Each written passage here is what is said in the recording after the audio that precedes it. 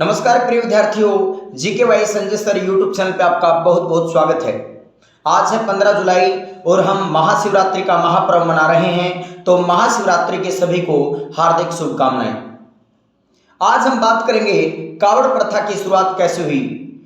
आप सभी को पता होगा कि जो स्थानीय लोग होते हैं वो हरिद्वार से गंगा जल लेकर के आते हैं और जो हमारे शिवलिंग उन पे अर्पित करते हैं, मंदिरों के अंदर चढ़ाते हैं।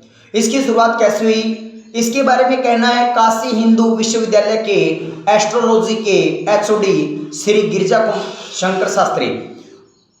उनके मान्यता अनुसार उन्होंने कहा है कि कहीं भी वेदों और पुराणों के अंदर कावड़ का जिक्र नहीं है, कहीं भी ऐसा जिक्र हमको देखने को नहीं मिलता। लोगों की मान्यता के अनुसार श्रवण कुमार जो मातृपितृ भगत हुए, उन्होंने अपने माता पिता की सैर करवाई थी तीर्थों की। आपको पता होगा, ऐसे कंधे पर उठा करके, एक तरफ उनकी माँ थी, एक पलड़े में उनके पिताजी थे, उनको यात्रा करवाई थी धार्मिक स्थलों की। तभी से कहते हैं लोग अपनी मन्नतों को मांगने के लिए कावड़ लेके आते हैं, इसकी शुरुआत होती है। कुछ लोगों का कहना है कि जो प्रथम कावड़िए थे वो रावण थे। समुद्र मंथन जब हुआ उस समय भगवान शिव शंकर ने कहते हैं विष पिया था, जिनके कारण उनका जो कंठ था वो नीला पड़ गया था।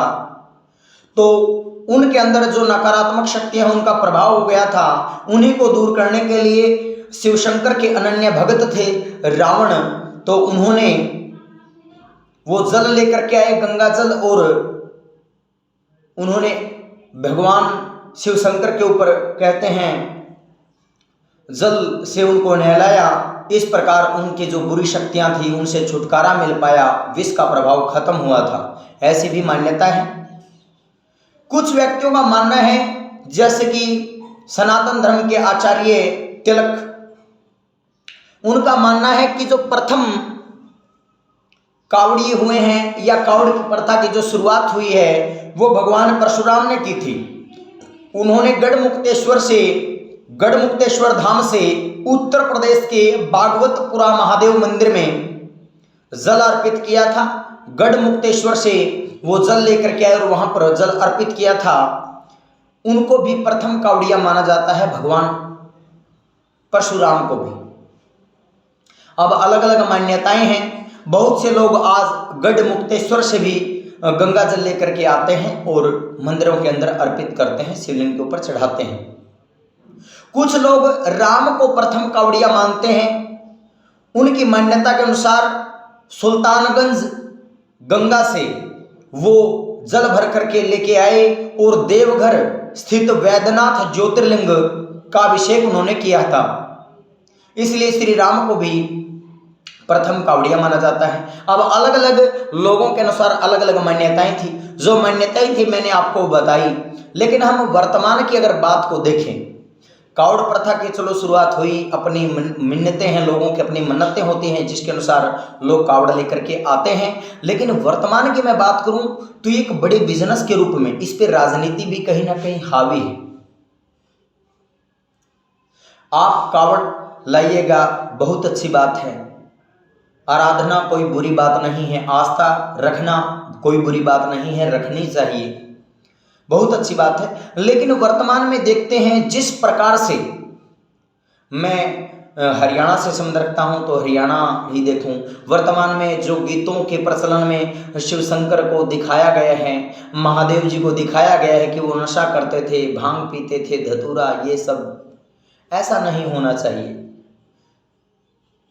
हम अपने परमात्मा को बदनाम करने का एक ओर से कार्य कर रहे हैं, उनको और तरीके से चित्रित कर रहे हैं, एक अलग ही लोगों के सामने उनकी चित्र उभर के आता है कि ऐसे रहे होंगे, जैसे सॉन्ग में दिखाया जाता है, गानों के अंदर दिखाया जाता है, ऐसे ऐसे गाने हम निकालते हैं।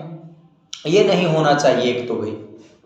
दूसरी बात की मैं बात करूं तो वर्तमान में आप कावड़ लेके आते हो तो कोई बुराई का त्याग करके भी आए, लेकिन देखा जाता है कि जब कावड़ लेने जाते हैं तो सुल्फा, गांजा, भांग, धतूरा ये सब पीते हुए चलते हैं।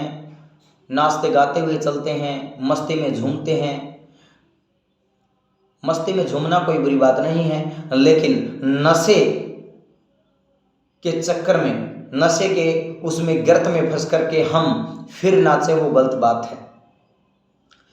तो हम बुराई का इस दिन त्याग कर सकते हैं, अच्छाई को आप ग्रहण करें, बुराई का त्याग करें। और वर्तमान में तो इस पर राजनीति भी हावी है। और जितने भी मेरे ये साथीगण हैं, जो यात्रीगण हैं, उनसे एक विनती है, प्रार्थना है कि आप अपनी सावधानी रखें भाई। सावधानी हटी दुर्घटना घटी। आप अपने घर वालों के बहुत ही प्रिय हैं। जब कावड़ लाने के लिए जाते हैं, कल की घटना यहाँ पर पानीपत के पास एक्सीडेंट हो गया, वहाँ पर 3 कावड़ियों की मृत्यु हो गई।